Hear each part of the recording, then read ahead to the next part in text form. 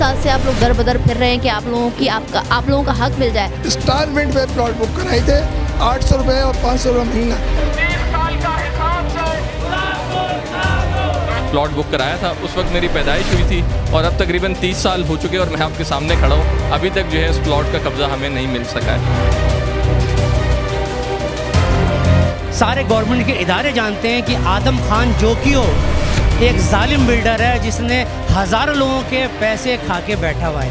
उनको 120 गज या 80 गज का प्लॉट तो नहीं मिला, लेकिन उनको 2 गज की कब्र तो जरूर मिल गई।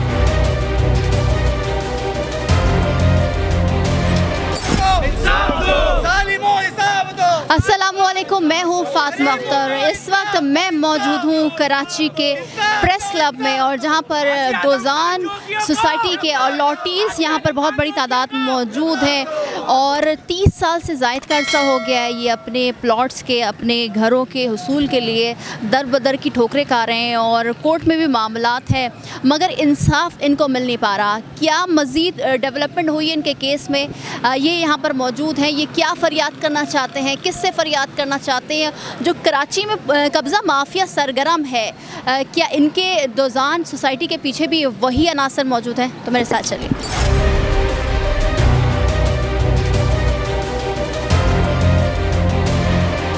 पहले तो मुझे बताएं कि आई थिंक तकरीबन 30 साल से ज़ायद का अरसा गुजर गया है। अब आप लोग क्योंकि जाहिर सी बात है ये नैप कोर्ट में भी केस चल रहा है, तो कितने अलॉटीज़ हैं और ये अब आप लोगों की क्या फ़रियाद है, किससे कहना चाहेंगे?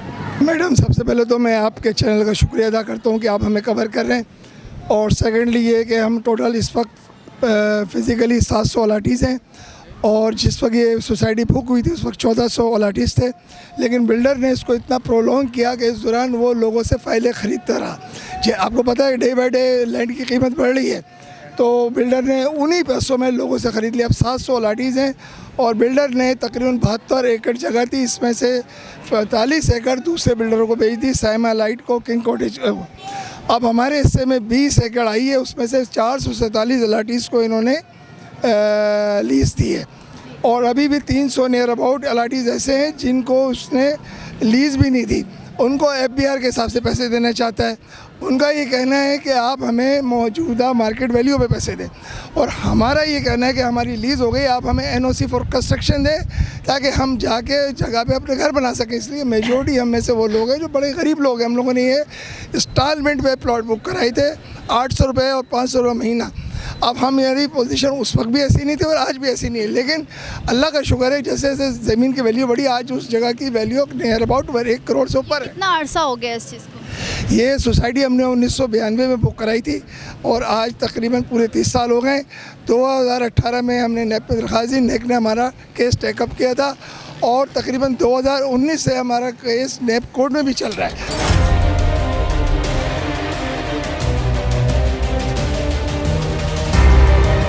कब्ज़ा माफिया पूरे कराची में सोसाइटीज़ की बात कर लें, ज़मीनों की बात कर लें, ग्राउंड की बात कर लें, पार्क की बात कर लें, कब्ज़े कर चुकी है। सुप्रीम कोर्ट के फ़ैसलों के बाद ये सिलसिला थम भी गया था, मगर आपका जो मसला है डोज़ान सोसाइटी का 30 साल से ज़ायद का अरसा गुजर चुका है, कोई सुनवाई आप लोगों की नहीं हो रही। 30 साल से आप लोग दर बदर फिर रहे हैं कि आप लोगों का हक मिल जाए।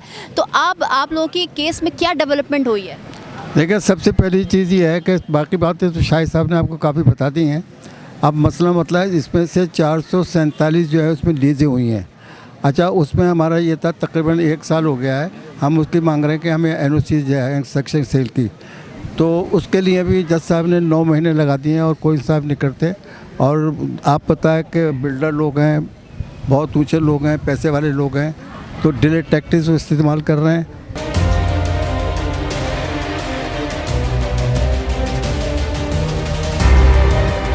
क्या कहना चाहेंगे? इंसाफ नहीं मिल रहा, 30 साल से ज़ायद का अरसा हो गया, अब आप लोगों को क्या उम्मीदें, किससे मुतालबा करना चाहेंगे? सबसे पहले तो ये कि ये बिल्डर आदम खान जोकियो का प्रोजेक्ट है। करीम हाउसिंग के नाम से उनकी कंपनी है जिन्होंने आज से 30 साल पहले 1992 में गुलशन डोज़ान नामी प्रोजेक्ट अनाउंस किया और उसकी एडवर्टाइजमेंट स्टार्ट की, जिसकी एडवर्टाइजमेंट को देख के मेरे वालिद साहब ने जो है वहाँ पे प्लॉट बुक कराया था। उस वक्त मेरी पैदाइश हुई थी और अब तकरीबन 30 साल हो चुके हैं और मैं आपके सामने खड़ा हूँ। अभी तक जो है उस प्लॉट का कब्ज़ा हमें नहीं मिल सका है। मुझे ये बता दीजिए कि प्लॉट किस कैटेगरी के, 120 हैं, 240 हैं या इससे ज़्यादा हैं? प्लॉट 120 और 80 की कैटेगरी के थे लेकिन जगह के कम होने की वजह से इन्होंने कुछ लोगों को जिनको 120 गज़ के अलॉट होने थे उनको 80 गज़ के दिए हैं, और जिनको कमर्शियल प्लॉट अलॉट होने थे उनको भी रेजिडेंशियल प्लॉट अलॉट किए गए।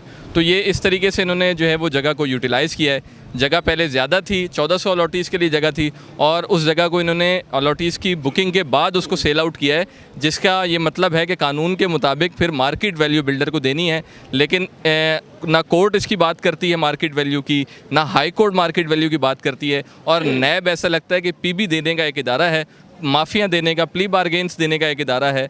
ऐसा नहीं लगता कि इंसाफ देने का इदारा है, क्योंकि जब भी हम जाते हैं वो कहते हैं आप प्ली बारगेन क्यों नहीं करवा लेते, बिल्डर को माफ़ क्यों नहीं कर देते, आधे पैसे ले लें और बिल्डर की जान छोड़ दें, नहीं तो आपको ये भी नहीं मिलेगा। ये नैब के अफसरान कहते रहे हमसे।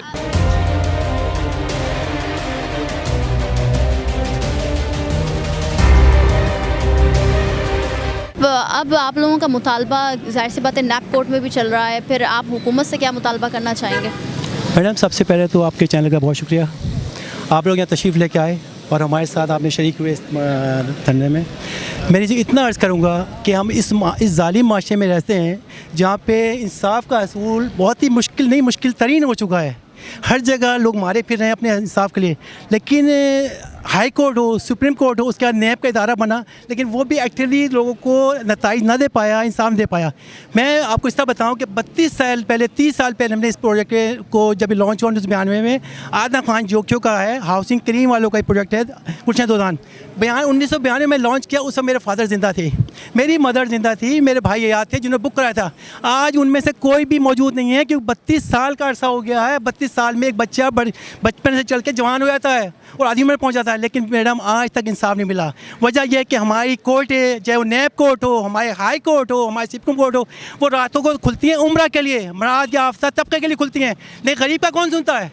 अगर गरीब का सुनते हैं तो आज यहाँ पे लोग खड़े ना होते। मैं अपना काम छोड़ के, जहाँ पे मुझे इंतहाई ज़रूरत है, हर आदमी यहाँ पे मौजूद हुआ है, इसलिए कि हम तकलीफ़ में।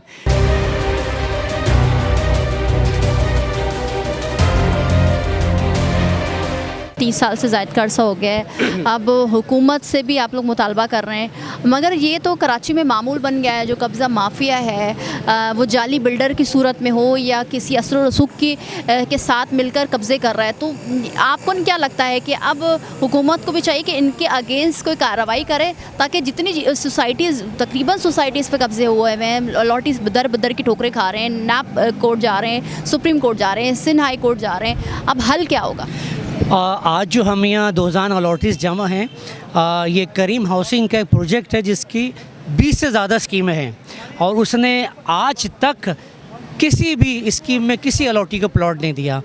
पूरा पाकिस्तान जानता है, सारे जजेस जानते हैं, सारे गवर्नमेंट के इदारे जानते हैं कि आदम खान जोखियो एक जालिम बिल्डर है जिसने हज़ारों लोगों के पैसे खा के बैठा हुआ है। 2019 के अंदर जब इसको गिरफ़्तार किया था नैब ने, और इसको हाई कोर्ट से इसकी बेल हुई थी, तो इस ग्राउंड के ऊपर बेल हुई थी, मेडिकल ग्राउंड पे, कि 3 महीने के अंदर ये अलॉटीज़ को डेवलपमेंट करा के दे देगा और एनओसी फॉर कंस्ट्रक्शन दे देगा और कब्ज़ा दे देगा। लेकिन आज उस बात को भी 1.5 साल हो गए और नैब कोर्ट में आता है, जज साहब डेट पे डेट दे रहे हैं, आयो हमारे साथ बिल्कुल कोऑपरेट नहीं कर रहा है नैब का, वो 6 महीने से नहीं आ रहा, किसी डेट पे नहीं आता है। यहाँ ये प्लॉट मैंने बुक करवाया था, उस वक्त मैं 25 साल का था और आज मैं 55 साल का हूँ, आपके सामने खड़ा हुआ हूँ।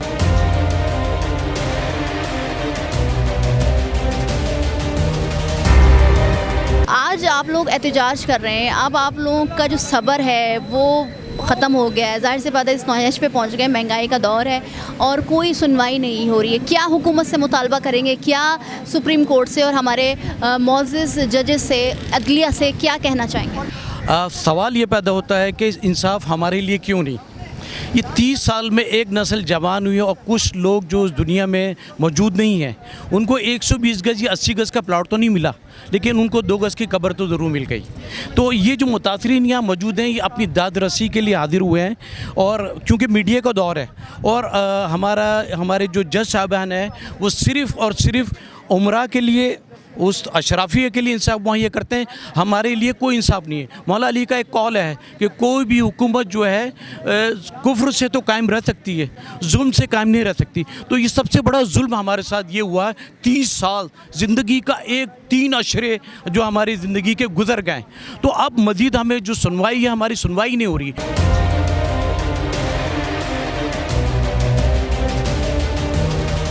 कि राह तलब में जज्बा कामिल हो जिसके साथ खुद उसको ढूंढ लेती है मंजिल कभी कभी। तो इंशाल्लाह हम इस पैटर्न पर काम कर रहे हैं और हमारी डिमांड अब मज़ीद ज़्यादा कुछ नहीं है, सिर्फ ये कि लीज अलॉटीज़ को जो है उनकी NOC ऑफ कंस्ट्रक्शन दिलाई जाए ताकि गरीब अपने प्लाटों पर अपना घर तामीर कर सकें। नॉन लीज़ के लिए हम ये कहेंगे कि उनको हमारे ही मुताबिक जितने की वैल्यू प्लाट की हमारी है उतने उनका पेमेंट दी जाए ताकि उनका भी गुजर बसर आसानी से हो सके।